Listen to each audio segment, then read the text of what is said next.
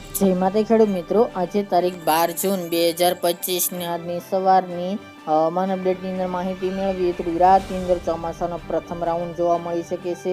15 તારીખથી ગુજરાતમાં થઈ શકે છે વાવણી લાયક વરસાદ. તો કયા ભાગોની અંદર વરસાદની સંભાવના છે, મધ્યમથી ભારે વરસાદો નોંધાઈ શકે છે. વિસ્તારો વાઇઝ અપડેટ મેળવીશું. કયા ભાગોની અંદર વધુ શક્યતા દેખાઈ રહી છે. સિસ્ટમનો ટ્રેપ ગુજરાત સુધી લંબાશે, જેના કારણે ગુજરાતની અંદર ચોમાસું પહોંચી શકે છે. તો વિસ્તારથી અપડેટ મેળવીશું. ચેનલમાં નવા હોય તો ચેનલને સબસ્ક્રાઈબ કરી નાખજો અને વિડીયોને લાઇક આપીને શેર કરી દેજો. ખાસ કરી મિત્રો, ખેડૂત મિત્રો માટે સારા સમાચાર અને ખુશીના સમાચાર કહી શકાય. 15થી લઈને 20 તારીખ દરમિયાન ગુજરાતની અંદર ચોમાસું પહોંચી શકે છે. સાથે જ મિત્રો, ચોમાસું ફરીવાર સક્રિય થયું છે. બંગાળની ખાડીમાં એક લો પ્રેશર સિસ્ટમ એટલે કે અપર એર સાયક્લોનિક સર્ક્યુલેશન સક્રિય બન્યું છે, જેના કારણે મિત્રો તે આગળ વધી શકે છે પશ્ચિમ દિશામાં, એટલે તેની અસર ગુજરાતમાં જોવા મળી શકે છે. આ સિસ્ટમનો ટ્રપ ઠેઠ અરબી સમુદ્ર સુધી લંબાવવાનો છે, જેના કારણે અરબી સમુદ્ર પણ સક્રિય થઈ શકે છે. આને કારણે મિત્રો ચોમાસાને વેગ પકડે છે. તેમજ મિત્રો, આગામી 15થી લઈને 20 તારીખ દરમિયાન ગુજરાતના અનેક ભાગોની અંદર મધ્યમથી ભારે વરસાદો જોવા મળી શકે છે. આ અરસાદ દરમિયાન મિત્રો ચોમાસું પણ ગુજરાતની અંદર પ્રવેશ કરી શકે છે, જેના કારણે ગુજરાતની અંદર હવે ચોમાસાના સારા વરસાદો નોંધાઈ શકે છે. હાલના અનુમાન પ્રમાણે મિત્રો આ રાઉન્ડ 22 તારીખ સુધી યથાવત જોવા મળશે. ત્યારબાદ મિત્રો 22 થી 30 જૂનમાં પણ ગુજરાતના અનેક ભાગોની અંદર વરસાદની સંભાવના દેખાઈ રહી છે.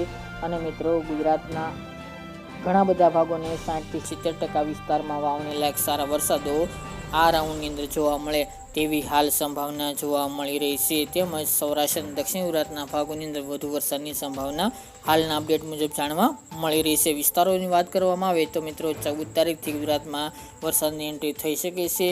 અને ખાસ તો વરસાદની સંભાવના આ રાઉન્ડ દરમિયાન ભાવનગર જિલ્લો, અમરેલી, રાજકોટ, જૂનાગઢ, સુરેન્દ્રનગર, ગીર સોમનાથ તેમજ સુરત, વલસાડ, નવસારી, તાપી સહિતના ભાગો, નર્મદા, છોટાઉદેપુર, વડોદરા, આણંદ, બોરસદ, તારાપુર એ વિસ્તાર તેમજ દાહોદ, ગોધરા, મહીસાગર, મધ્ય પૂર્વ જે બોર્ડર વિસ્તાર છે એમાં પણ વરસાદની સંભાવના આ રાઉન્ડની અંદર જોવા મળી શકે છે. ત્યારબાદ મિત્રો 16 તારીખથી વરસાદની તીવ્રતા અને વિસ્તારોમાં પણ વધારો થતો જોવા મળશે. અને ઉત્તર ગુજરાતના સાબરકાંઠા, બનાસકાંઠા તેમજ થરાદ, ધાનેરા આસપાસના ભાગોની અંદર પણ વરસાદની શક્યતા આ રાઉન્ડની અંદર દેખાઈ રહી છે. મિત્રો 60થી લઈને 70% વિસ્તારની અંદર સારામાં સારા વાવણી લાયક વરસાદો આ રાઉન્ડની અંદર જોવા મળશે. તેમજ મિત્રો સૌરાષ્ટ્ર, દક્ષિણ ગુજરાતમાં ગાજવીજ સાથે તોફાની વરસાદની પણ સંભાવના છે. ચોમાસાનો પ્રથમ વરસાદ કહેવાય એટલા માટે ગુજરાતની અંદર તોફાનનું જોર વધુ જોવા મળશે. તેમજ મિત્રો પવનની ઝડપ 40થી લઈને 50 કિલોમીટરની ઝડપે પવન ફૂંકાય તેવી પણ હાલ સંભાવના રહેલી છે. આમ જોવા જઈએ તો ગરમીમાંથી હવે ખેડૂત ભાઈનો રાહત મળશે. તેમજ જે વાવણી લાયક વરસાદની ખેડૂત ભાઈઓ વાટ જોઈ રહ્યા હતા તેનો વરસાદનો રાઉન્ડ જોવા મળી શકે છે. 13 જૂનથી તેની અસર જોવા મળશે. તેમજ 14-15 તારીખથી વરસાદની એન્ટ્રી પણ દક્ષિણ ગુજરાતની અંદર જોવા મળે તેવી શક્યતા રહેલી છે. સૌરાષ્ટ્ર અને દક્ષિણ ગુજરાતવાસીઓ સાવધાન રહેજો. ત્યારબાદ મિત્રો 22થી લઈને 30 તારીખ દરમિયાન પણ ગુજરાતની અંદર ભારેથી અતિ ભારે વરસાદની સંભાવના છે. સૌરાષ્ટ્ર અને દક્ષિણ ગુજરાતના ભાગોની અંદર ભારે વરસાદ નોંધાઈ શકે છે આ વરસાદ દરમિયાન. તેમજ મિત્રો અન્ય વિસ્તારની અંદર થોડી વાવણી લેટ જોવા મળી શકે છે. ચોમાસું પ્રવેશ કરશે ગુજરાતની અંદર 18 આસપાસ.